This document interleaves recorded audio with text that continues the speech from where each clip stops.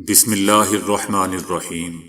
السلام علیکم دوستو، دنیا بھر کی خبروں میں آج آپ سنیں گے، لیکن اس سے پہلے اگر ہو سکے تو لائک اور سبسکرائب کا بٹن ضرور دبا لیں۔ شکریہ۔ ایران کے بارے امریکہ آگ سے کھیل رہا ہے۔ روس۔ پرویز خٹک نے 3 دنوں میں حکومت گرنے کی پیشگوئی کر دی۔ میں نے طالبان کو دھمکی دی تھی، سابق صدر ٹرمپ۔ روس میں احتجاج کرنے والے سینکڑوں افراد کو گرفتار کر لیا گیا۔ یورپ میں بحران نے جنم لینا شروع کر دیا۔ تائیوان میں غیر ملکی مداخلت کو کچل کر رکھ دیا جائے گا، چائنا۔ تو آئیے چلتے ہیں اب ڈیٹیل کی طرف۔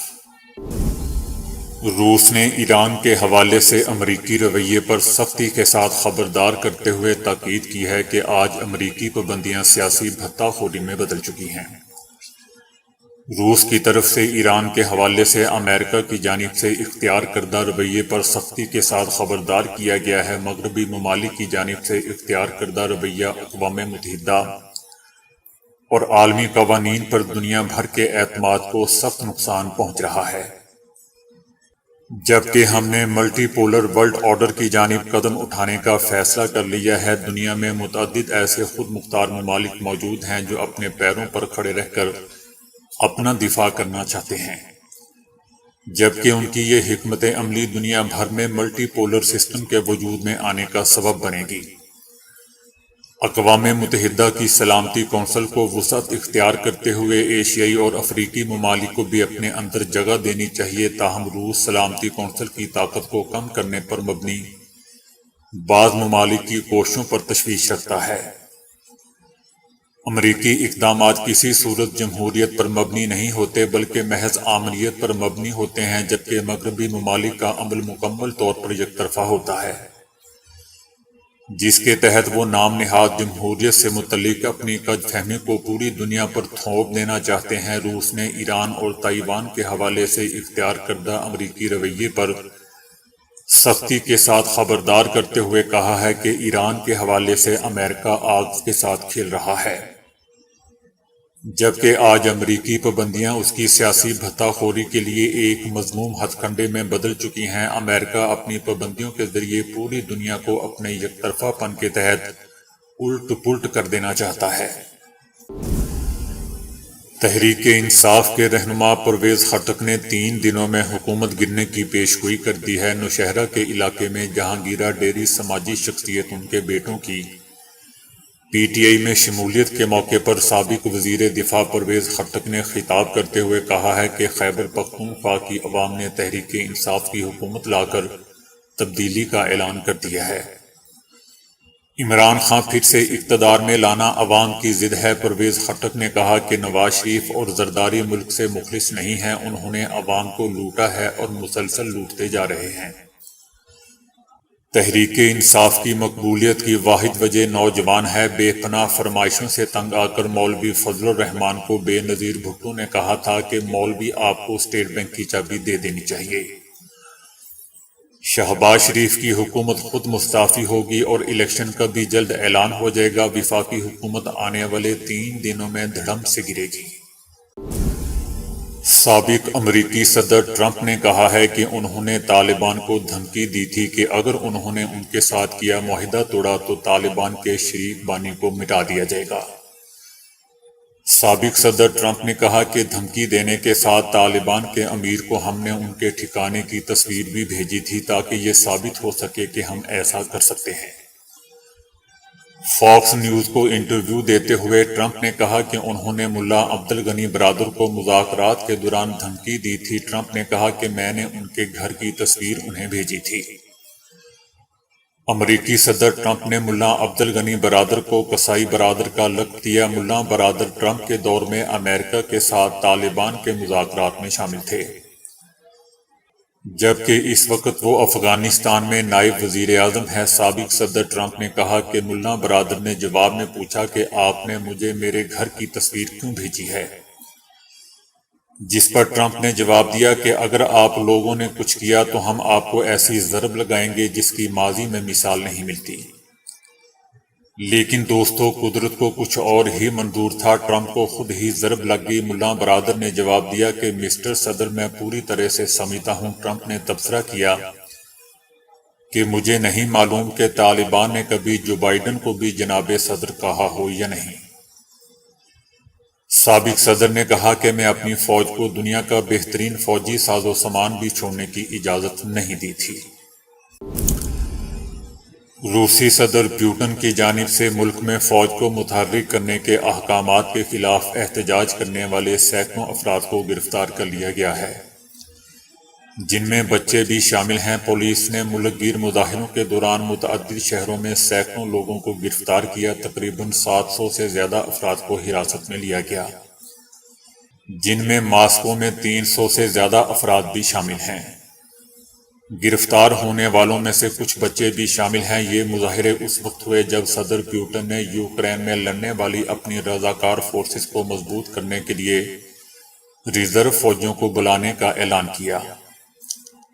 ہفتے کو ماسکو میں پولیس کی بھاری نفری شہر کے ایک مرکزی علاقے میں گھومتی رہی جہاں احتجاج کا منصوبہ بنایا گیا تھا۔ پولیس نے راہگیروں کی شناختی جانچ کی اور جن لوگوں کو مشکوک سمجھا انہیں گرفتار کر لیا گیا۔ اس دوران ایک نوجوان خاتون بینچ پر چڑھ گئی اور نعرہ لگایا کہ ہم توپ کا چارہ نہیں ہیں، جنہیں پولیس وہاں سے لے گئی اور شہر میں مظاہرین کے چھوٹے چھوٹے گروپ اکٹھے ہونے میں کامیاب ہو گئے اور گرفتار ہونے سے پہلے احتجاجی نعرے لگائے گئے۔ روس کی وزارت دفاع کا کہنا ہے کہ تقریباً 3 لاکھ افراد کو فعال ڈیوٹی پر بلایا جائے گا، لیکن اس حکم نے دیگر لوگوں کے لیے بھی فوجی سروس میں طلبی کا دروازہ کھلا چھوڑ دیا ہے۔ 65 سال کی عمر کے زیادہ تر روسی مردوں کو خود بخود ریزرو فوجی کے طور پر شمار کیا جاتا ہے۔ مظاہرین میں زیادہ تر نوجوان شامل تھے۔ وہ لوگ جنہوں نے انفرادی احتجاج کرنے کی کوشش کی، جس کی روسی قانون کے تحت اجازت بھی ہے، انہیں بھی حراست میں لے لیا گیا۔ ان شہروں میں 1300 سے زیادہ افراد کی حراست کے بعد مظاہرین منتشر ہو گئے تھے۔ صدر پیوٹن نے جلد بازی میں منظور کیے گئے ایک مسودہ قانون پر دستخط کیے ہیں، جس کے تحت افسران کے احکامات کی خلاف ورزی کرنے والے فوجیوں، بگوڑوں یا دشمن کے سامنے ہتھیار ڈالنے والوں کے لیے سزا کو سخت بنایا گیا ہے۔ صدر پیوٹن کے فوج میں بھرتی کے حکم نامے کے بعد ہزاروں افراد نے ملک سے فرار ہونے کی کوشش کی، جس کے بعد مظاہروں کا آغاز ہوا۔ روسیوں کی بڑی تعداد ملک سے باہر جانے کے لیے یک طرفہ ٹکٹ بک کرنے کے لیے پہنچی۔ پروازیں تیزی سے مسافروں سے بھر گئیں اور ٹکٹوں کی قیمتیں آسمان کو چھونے لگیں۔ ایسا بظاہر اس خدشے کی وجہ سے ہوا کہ روس کی سرحدیں جلد بند ہو سکتی ہیں۔ سوشل میڈیا نیٹ ورکس پر بھی جلد ہی روسیوں میں خوف و ہراس پھیلانے والی خبروں کا سیلاب آ گیا۔ جنگ مخالف گروپوں نے کہا کہ روس سے باہر جانے والے طیاروں کی محدود تعداد میں ٹکٹوں کی زیادہ مانگ کی وجہ سے قیمتیں بڑھ گئی ہیں اور جلد ہی ٹکٹس ملنا بند ہو گئے۔ یورپ میں بحران نے جنم لینا شروع کر دیا ہے۔ آنے والے موسم سرما کے مہینوں میں جو کچھ ہونے کی توقع تھی وہ شروع ہو چکی ہے۔ صنعتیں بند ہو رہی ہیں، فیکٹریاں کام بند کر رہی ہیں اور ملازمین کو بتایا جا رہا ہے کہ ان کی ملازمتیں اب محفوظ نہیں ہیں۔ پورے یورپ میں صنعتوں کی بڑے پیمانے پر بندش کی وجہ کیا ہے؟ حقیقت یہ ہے کہ توانائی کی قیمتوں میں اضافہ ہوا ہے۔ اب پوری صنعتیں قدرتی گیس کی فراہمی سے محروم ہو رہی ہیں، جس سے ان کے لیے مینوفیکچرنگ کی جاری رکھنا ناممکن ہو گیا ہے۔ یورپی توانائی پر مبنی صنعتیں اپنے کام کے لیے روسی گیس پر انحصار کرتی تھیں، تاہم یوکرین کو مسلح کرنے والے یورپی یونین کے رکن ممالک کے خلاف یورپی پابندیوں نے روس کی مخالفت کی ہے، جس نے براعظم کو قدرتی گیس کی ضروری سپلائی روک دی ہے۔ یورپ پر دباؤ ڈالنے کے لیے روس نے رسد میں کمی کر رکھی ہے۔ یورپ کم آلودگی پھیلانے والے ذرائع جیسا کہ گیس، جوہری توانائی اور ونڈ انرجی سے بننے والی توانائی پر زیادہ انحصار کرتا ہے۔ تاہم مستحکم موسم کے باعث ونڈ انرجی اتنی توانائی پیدا نہیں کر پائی اور جوہری توانائی کی تنصیبات بھی پرانی ہوتی ہوتی جا رہی ہیں، اس لیے ان پر مکمل انحصار نہیں کیا جا سکتا۔ دوسری جانب گیس کے بھی ذخائر کم ہوتے جا رہے ہیں، جس سے بحران کے سنگین ہونے کا خدشہ ہے۔ ایشیا میں ممالک LNG کی درآمد ریکارڈ قیمتوں پر کر رہے ہیں۔ جبکہ چائنا جو گیس کا سب سے بڑا خریدار ہے وہ بھی اب تک اپنے ذخائر پورے نہیں کر سکا، جبکہ پاکستان میں قدرتی گیس کے ذخائر آئندہ 12 سال میں ختم ہو جائیں گے۔ رسد کم ہونے اور طلب زیادہ ہونے کی وجہ سے عالمی سطح پر بولیوں کی جنگ بھی ہو سکتی ہے، جس کا مطلب ہے کہ چائنا گیس کے لیے بولی لگائے گا اور اس کے کامیاب ہونے کے امکان یورپ سے کہیں زیادہ ہیں۔ ٹینکر زیادہ بولی لگانے والوں کی جانب ہی جاتے ہیں اور ایشیا ہمیشہ زیادہ پیسے دیتا ہے۔ چائنا، جاپان، جنوبی کوریا اور تائیوان کے پاس گیس کو ذخیرہ کرنے کی صلاحیت یورپ سے کم ہے، جس کی وجہ سے وہ زیادہ قیمت پر خریداری کر سکتے ہیں، جس سے یورپ کو مزید دھچکا لگے گا۔ جہاں چائنا اپنی ضرورت پوری کرنے کے لیے کوشاں ہے، وہیں جنوبی کوریا بھی اپنی ضرورت پوری کرنے کے لیے گیس کی مارکیٹ میں خریدار کے طور پر کود سکتا ہے۔ اور برازیل، جہاں قحط سالی کی وجہ سے ہائیڈرو پاور سے بننے والی بجلی میں کمی آئی ہے، وہ بھی گیس کی درآمد کی جانب دیکھ سکتا ہے تاکہ اپنی صنعتیں اور گھروں کو بجلی بحال رکھ سکے۔ اسی طرح ترقی پذیر پاکستان جو مالی بحرانوں میں گھرا رہتا ہے، وہاں بھی حزب اختلاف کی پارٹیوں نے مہنگی LNG کی خریداری پر تحقیقات کا مطالبہ کیا ہے۔ امریکہ اس طلب کو پوری کرنے کے لیے گیس کی برآمد میں اضافہ کر سکتا ہے، مگر اس سے اس کے اپنے استعمال کے لیے کم ہو جائے گی۔ ذخائر پہلے سے کم ہیں اور پیداوار کرنے والی کمپنیاں اس کے اضافے میں دلچسپی نہیں لے رہیں۔ گیس کے غیر مستحکم مارکیٹ اور بڑھتی قیمتوں کے باعث صنعتیں تیل کی جانب جا رہی ہیں۔ چائنا نے کہا ہے کہ وہ تائیوان کے حوالے سے غیر ملکی مداخلت کے خلاف کھڑے ہونے کے لیے سخت ترین اقدامات کریں گے۔ جب چائنا مکمل طور پر متحد ہوگا، تب ہی آبنائے تائیوان میں حقیقی امن قائم ہو سکتا ہے۔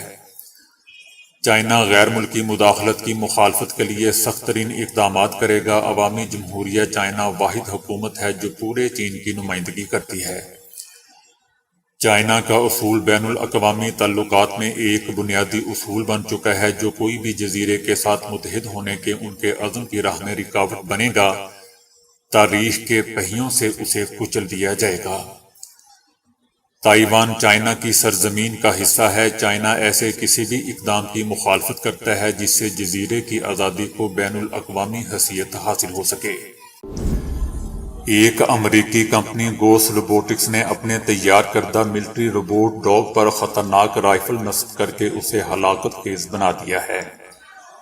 فی الحال اس کے متوقع خریداروں کے بارے میں کچھ نہیں بتایا گیا، لیکن اندازہ ہے کہ امریکی پولیس اور آرمی ہی اس کی اولین گاہکوں میں شامل ہوگی۔ یہ رائفل لمبے فاصلے سے ٹھیک ٹھاک نشانہ لگا سکتی ہے۔ دن ہو، رات ہو یا کیسے بھی حالات ہوں، یہ رائفل بہت آرام سے استعمال کی جا سکتی ہے۔